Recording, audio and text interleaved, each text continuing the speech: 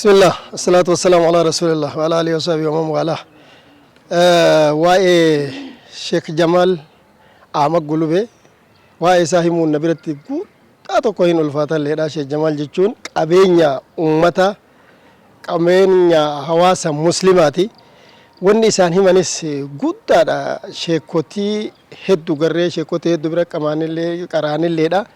Kanaaf Sheekh Jamaal jechuun nama waa hunda rabbii walirratti kenneef, tokkoffaa hayyummaa dhalootaa, lammaffaa ilmii rabbi isaa kennee, obsa isaa kennee, gootummaa isaa kennee, arjummaallee isaa kennee rabbiin.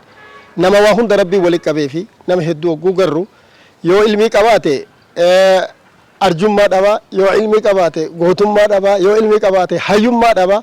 Isa ammoo waa hundahu rabbii walitti kennee fi darajaa guddaadhaan rabbiin isa godhe. Ammas Sheekh Jamaal jechuun nama hawaasaaf nama faxina tokko biyyaaf yaadu, hisaaba malee biyyaaf yaada. Waan takka biyya takka keessatti hogguu dhagaye naan afaa je'eeti yeroo gabaabaa keessatti ka'ee dhaqa. Nama dhaamsan goone, nama haalaan muslima kanaaf illee yaadu, nama ammas hawaasa muslimaa kana bakka isaan godaananitti ilmiidhaan jala deemee ilmii kana isaan fudhachiisuudhaaf jala deemu, nama hawaasaaf illee yaade, haalaan biyyattii tanaaf illee yaadu, nama faxina, nama beekaadha, nama ammallee beelas dheebus ta'uu fi hin laalle, nama isa duuba maatiin isa dhibamee maal ta'e hin laalle ka isa duuba namnummaan akkanuma fuudhee haakima geessuuf jechuudha. Sheekh Jamaal jechuun nama waan isaa wassafan ulfaatu tokko, nama hayyuu. Ammas Sheekh Jamaal dura ana akka fakkeenyaatitti anamma itti gaafatama mana marii islaama aanaa mi'eessooti.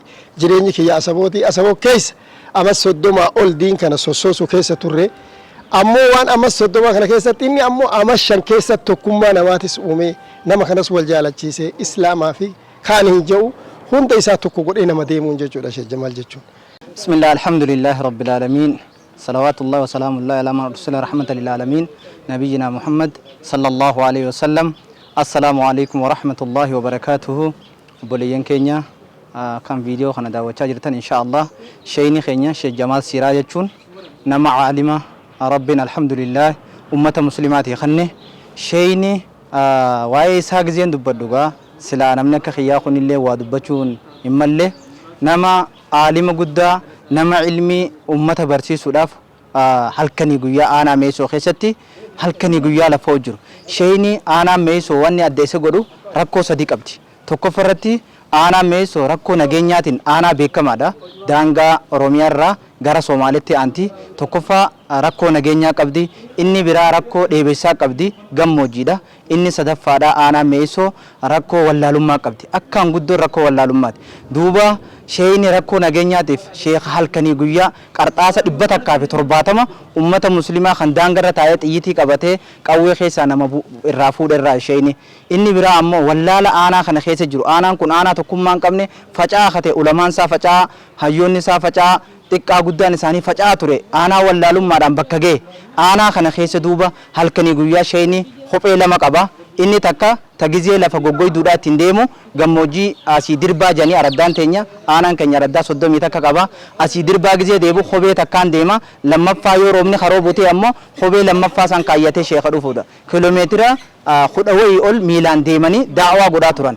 Inni biraa wanni adda isa godhu sheeyni kun majaliisa socho'aadha. Akka horiin gammoojjii kun daddeemutti yerootti iddoo bultii qaba majaliisni isaa kun. Maaliif akkana godhe? Aanaan kun wallaalummaa waan qabuuf waggaa lama iddoo araddaa takkarra yoo ture diin darasaafis kannaa maaddaa haraashiitis akkasumas imaamman barnoota ilmiidhaa bakkaan hin gaatin akka barataniif jecha sheekha godhuudha.